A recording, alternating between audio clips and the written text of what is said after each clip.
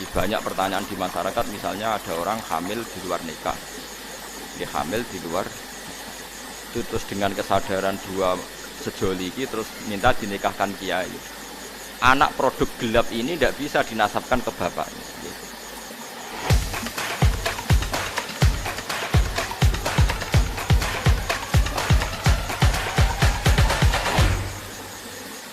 Jadi kesunatan nikah itu nak iso itu untuk keluarga.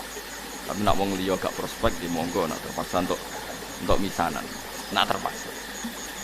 Ya terpaksa itu misalnya kayak zaman Nabi itu memang nggak ada pilihan, Sayyidah Fatimah itu harus nikah sama Sayyidina Ali. Tapi itu ramisanan pas, misanan ponaan. Kadang ada orang yang bantah, ya Fatimah konto Ali. Sayyidah Fatimah itu binti Muhammad, binti Rasulullah, bin Abdullah, bin Abdul Muthalib.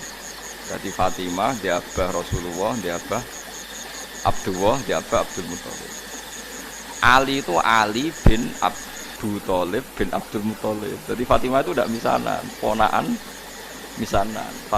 Sayyidina Ali misanan itu dengan Rasulullah, bukan dengan Fatimah, paham ya?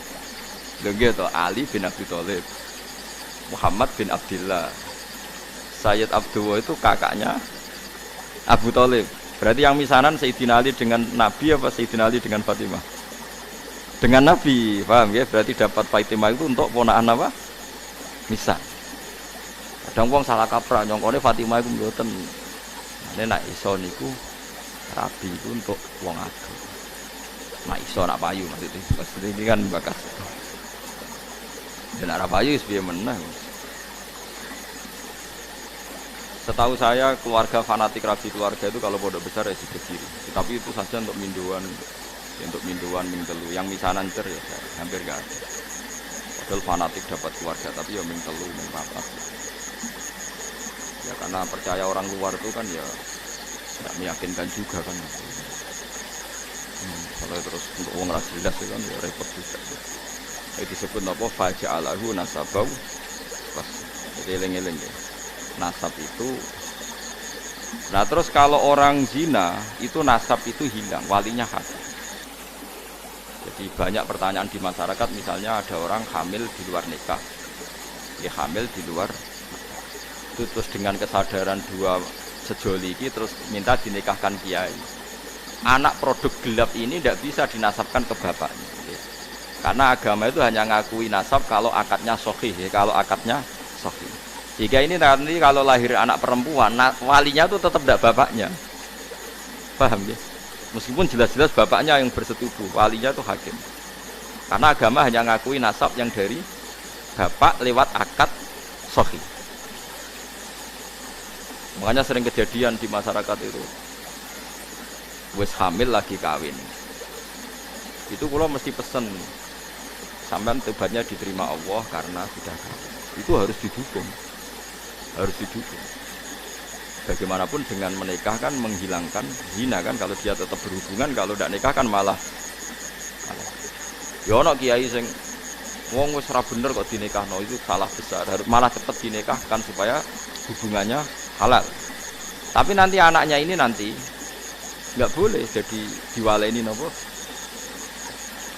Saya itu pernah menikahkan orang yang kasusnya seperti itu. Ya saya bilang di naibnya, ya sudah istilahnya walinya bapaknya tapi walinya tetap naib, itu tidak bisa. Karena nasab yang diakui syariat itu yang diakdin apa? Sahih, yang lewat akad apa? Sahih. Jadi nanti kalau seperti itu misalnya anaknya putri, paham ya? Oleh ngundang bapak, wajan bapaknya secara genetik, secara gen, tapi secara syar'an nanti kalau nikah walinya apa? Hakim. Makanya itu kudu ngerti. Nah, lagi-lagi adopsi anak itu mengacukan itu semua. Makanya agama itu membatalkan. Jadi kasih sayang boleh, kayak apa boleh. Nah, seperti Rasulullah nganti nyisi ubelis itu Usamah, tapi nasabnya tetap Usamah bin Zaid bin Harisah. Harus jelas Usamah bin Zaid bin Harisah. Tidak boleh dibilang Zaid bin Muhammad. Itu disebut apa? Ud'uhum li'abaihim huwa aqsatu indah. Paham ya terus kalau suwun supaya sampean terlatih lah sampai teorinya ulama. Ulama itu tidak hanya ngomong sosial Saiki wong awam ana omongan sosial, ana melarat ke anak sugih. Saiki ana uripe ke anak wong sugih, tukokno mobil, tukokno sepeda motor. Selalu yang dibahas itu sistem-sistem sosial. Jadi kepenak uripe penak ke wong sugih. Agama itu tidak mikir itu toh. Agama itu mikir nanti kelanjutannya nasab itu kayak apa. Nanti kalau kawin sama mahramnya. Terus yang ketiga ini yang perlu sampean ketahui. Ini yang paling ngeri. Mungkin ini khusus ulama kelas berat itu didiskusikan. Tapi ini saya utarakan di sini. Ben sampean dadi ulama kelas berat ben melok katut. Kalau terjadi adopsi atau tidak jelas, sebenarnya ada masalah begini. Misalnya saya punya anak putri, Ruhin punya anak putri, jelas anak saya. Saya ingat betul itu anak saya. Terus karena Ruhin itu orang yang miskin, terus anaknya itu terlantar. Tapi dia tahu betul kalau anaknya itu hidup di biduan. Terus Ruhin punya anak lelaki, mau kawin sama perempuan biduan. Enggak jelas. Dia yakin kalau anaknya itu di biduan, tapi tidak tahu yang siapa.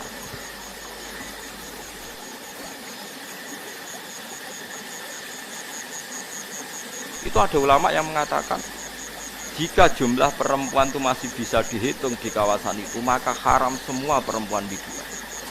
Karena ditakutkan jangan-jangan yang dinikah itu saudaranya kan. Mulane kena ada anak cukuman hilang.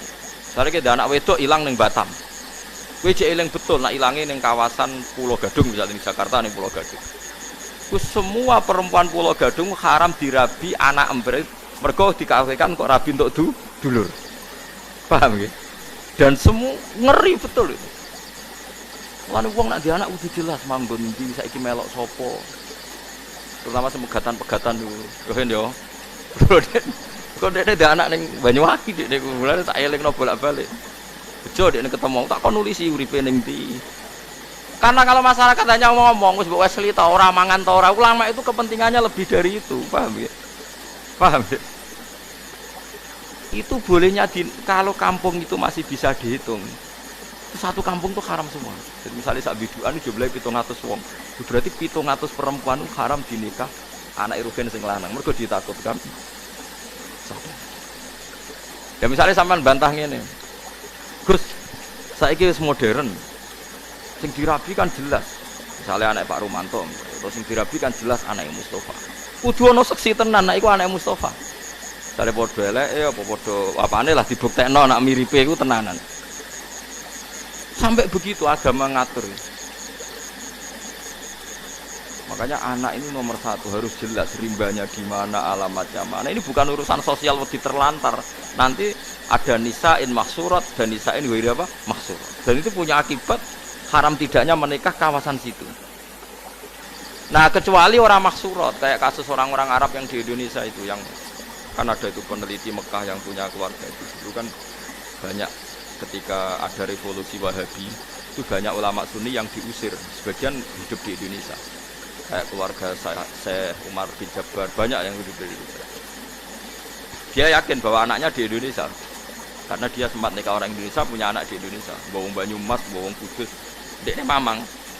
Lah berita di Arab pokoknya dekne yakin nak anakku ono sing Indonesia wedok. Terus anak lanang dia mau nikah orang Indonesia. Lah iku oleh asal ukurannya Indonesia, tapi nak disebut kayaknya di kawasan Banyumas, pas itu isunya di Banyumas. Ya satu Banyumas enggak boleh semua. Tapi tidak sampai satu Indonesia gitu. Paham ya? Misal Indonesia ya repot toh kan. Tapi tentu sekarang itu orang sudah modern ya. Artinya modern itu misalnya sing dirabi kok pesek cilik, gak mungkin sama anak bapak ngene kan ya nanti ya tetap ada lah. Tapi secara umum akibatnya sampai begitu. Jadi saya cerita akibatnya itu sampai nah, yang memperkeruh keadaan lagi-lagi tadi anak angkat. Kalau anak angkat gak diketahui itu sama dengan anak hilang kan. Loh enggak tuh kan terus apalagi di Nyon Sewu ya sekarang di kamuflase pakai masuk C1-nya misalnya paham ya, masuk kartu apa keluarga, BIN-nya sudah tercatat BIN bapak yang apa baru, malah makanya sampean kalau bilang ini ada C1-nya Gus bukti kalau anaknya ini, siapa yang menjamin kalau dia ada bohong gitu gitu. Yang menjamin siapa kalau C1 ini enggak palsu? Pokoknya kan gereleng misalnya Ruhin dia anak wedok DP anak angkat wong Jakarta wong Pulau Gadung ngene misalnya. Ya yes, pokoknya anake Ruhin sing lanang iku anggere pacaran wong Pulau Gadung ora rabi. Ruhin kudu muni ra oleh. Ojo ning kono iku ana dulurem kandung. DP anak sapa? Bapak ya lali. Lah bapak piye mbak anak kok lali? Lah itulah masalahnya bapak. Wis pokoke sing penting. Nah, makanya paling tidak Ruhin bilang, makanya jangan rabi sana, nanti ada masalah baru.